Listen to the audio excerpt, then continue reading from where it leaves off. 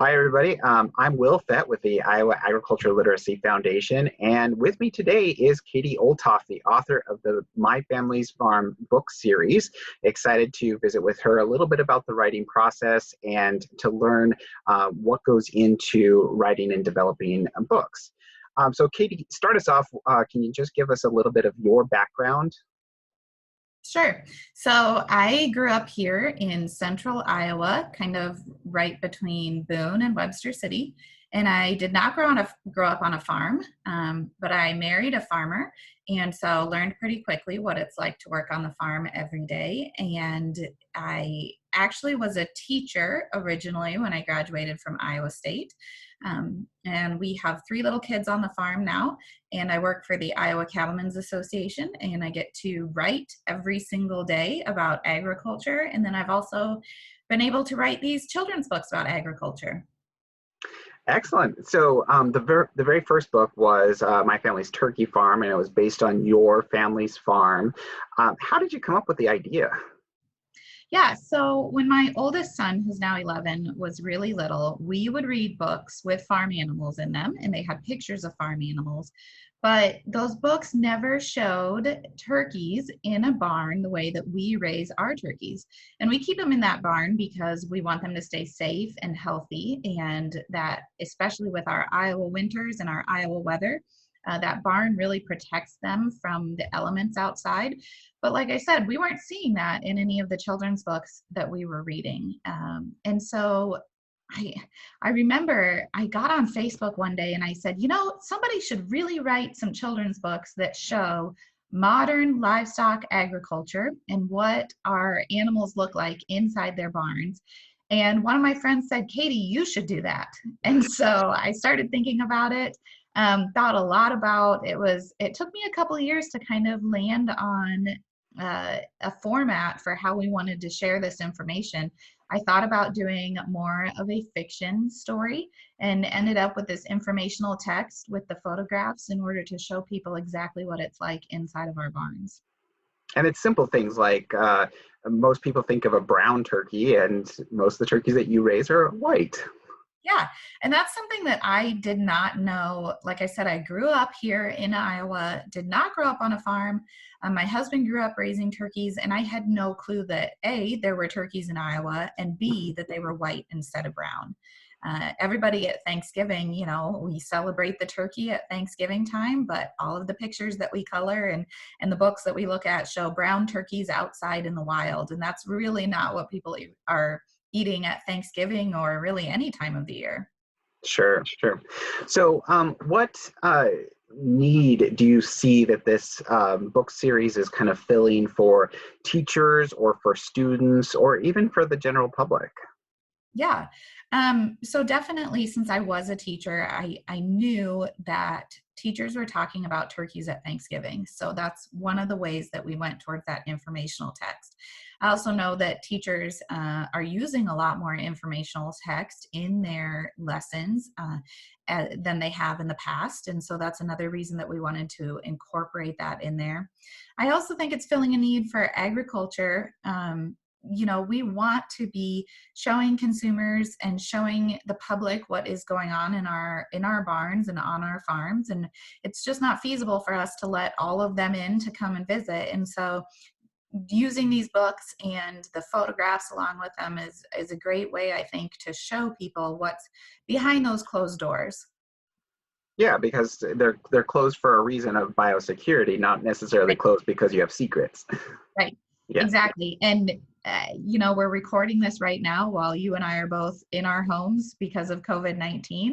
I think people can understand right now why it's been so important for us to keep germs out of our livestock barns. We're doing the exact same thing with humans right now, trying to keep each other from spreading germs back and forth between each other.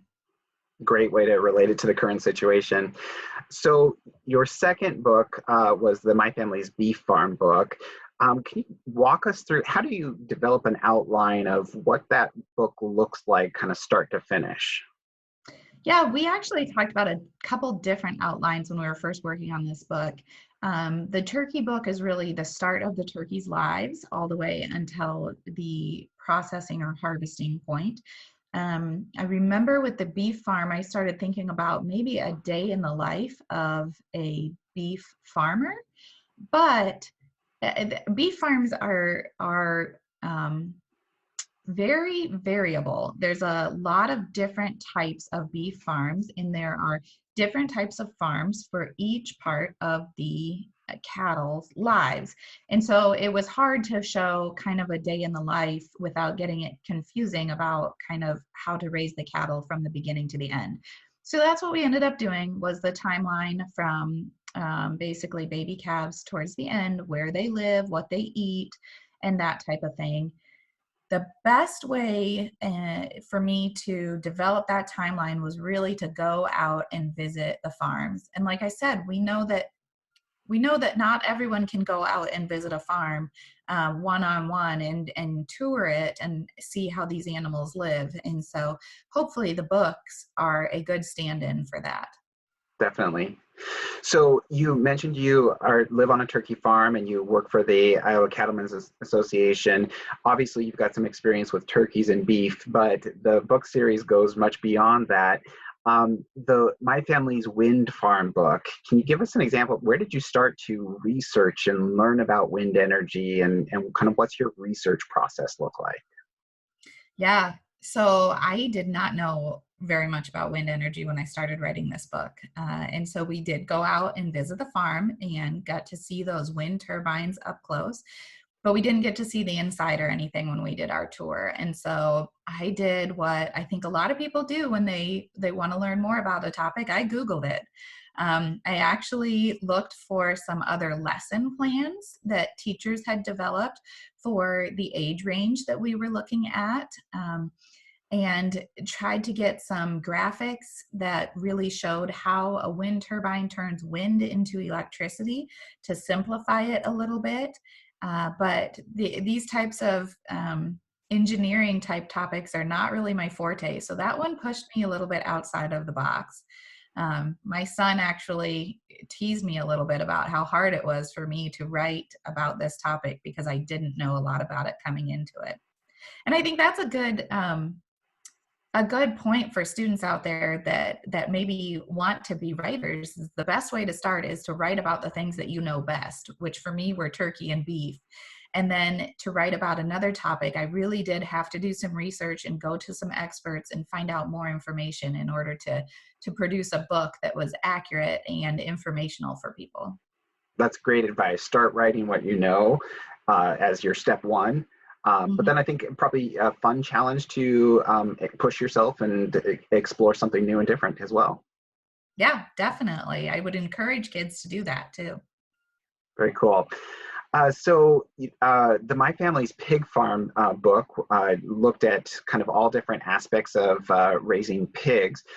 But give us an idea, what was your writing process for that book? So if you develop an outline, what's the next step and the next step beyond that? Yeah. By the time that we did that one, I kind of knew that I was going to start with younger pigs going towards older pigs. And so it made it a little bit easier.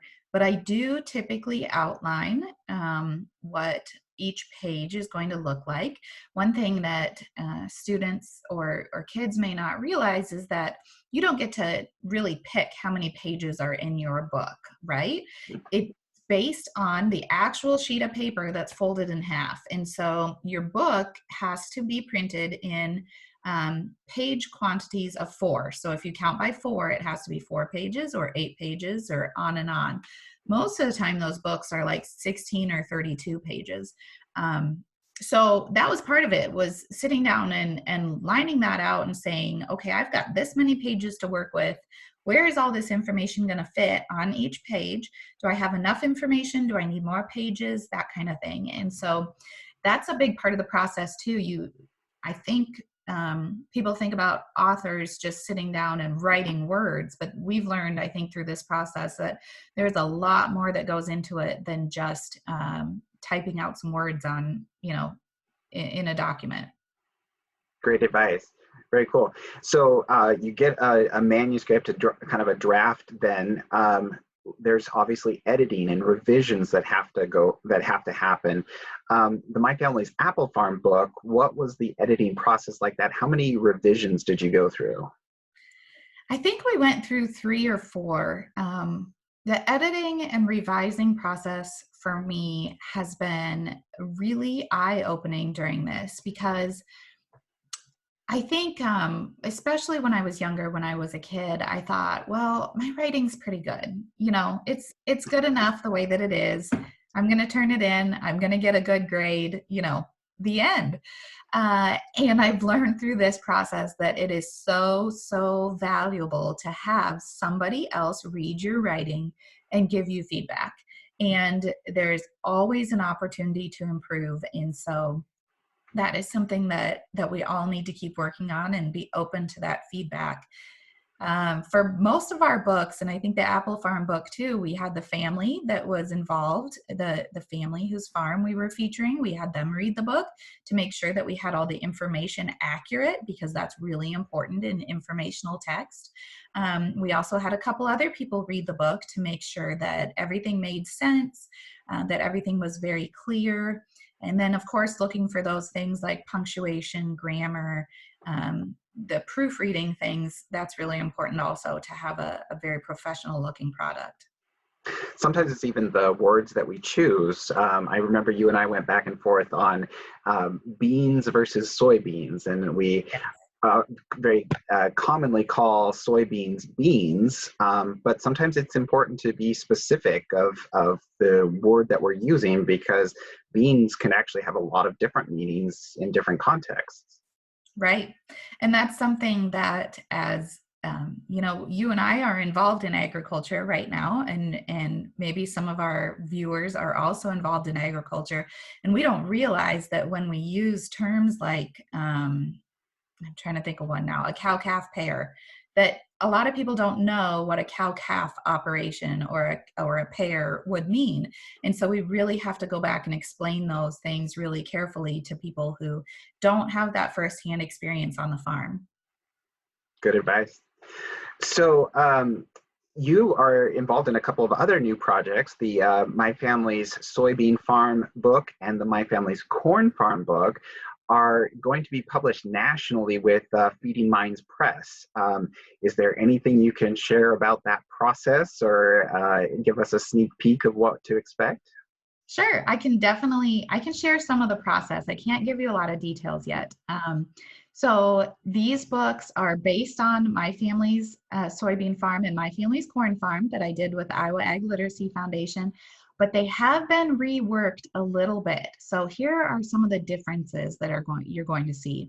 These are going to be illustrated. They're not going to have photographs. Feeding Minds Press has found an illustrator for these books. It is somebody from Iowa, but I cannot share the name yet. But his illustrations are phenomenal, and I'm really, really excited to get started on that part of it. We also, one of the biggest tasks that they gave me at the beginning was, even though the book is going to have roughly the same number of pages, they wanted me to cut down the number of words from around 1,500 to 500 words. And so that was really a challenge for me as an author, to go back to all of these words that I felt like I had chosen very carefully, or these sentences that I had chosen very carefully, and had to think about them another time and really try to narrow it down to the most important things and pick the words that made things absolutely the most clear. The other thing we've talked about a little bit already is the words that we use in agriculture that aren't clear to other people. So when we talk about a corn kernel, we know that corn seed is a corn kernel, and we know we have corn growing out in the field. And then we harvest the corn, and we call it grain sometimes, but it really is the corn kernel. And so those things, like you said, with soybeans and beans, that, are we talking about the beans? Are we talking about the plants? Are we talking about the field? We take for granted that we understand enough of the process to know what we're talking about, but not everybody does. So on this project, I've been working with an editor that I don't know if I can share her name either, but I will tell you when I found out who the editor was, I looked on my bookshelf at home, and my kids have books that were edited by this editor. And so that was really cool to me. It felt like another, a kind of another level of being an author here, to work with an editor that had worked with very well-known book series before. So, but she has not, again, like I said earlier, I thought my writing was pretty good. I think I thought we did a pretty good job on it the first time around. And so to get her first rounds of edits, it was a little bit of a shock to my system. And I've tried to work through that. And now I realize how much better the book really is going to be in the end. But it's not always easy to get that feedback, honestly.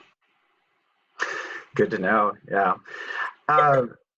You've had some really cool experiences throughout this process, but what's been your favorite book? Oh, the turkey one is obviously near and dear to my heart.